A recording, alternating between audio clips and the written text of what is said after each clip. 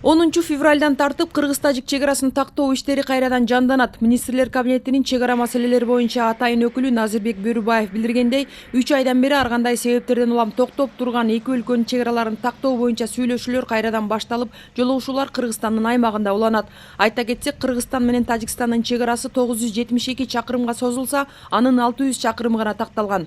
Былтыркы май айынан бери жүргүзүлгөн эки тараптуу макулдашуулардын негизинде дагы 81 чакырымы такталды. Адистер белгилегендей, эки өлкө ортосунда тынчтыкты сактоо жана ар кандай келишпестиктерден алыс болуу үчүн чегара тууралуу маалымат таратууда бир гана расмий тараптарга таянып иш алып баруу сунушталат. Макулдашуулар аралыгы азыр 309 километр түзүп алат. Эми бул өтө баягындай татаал, көйгөй бар жерлер калды да. Буюрса, мына эртең жолугушууда дагы бир жыйынтыкка жетебиз деген бизде мындай оюбуз бар.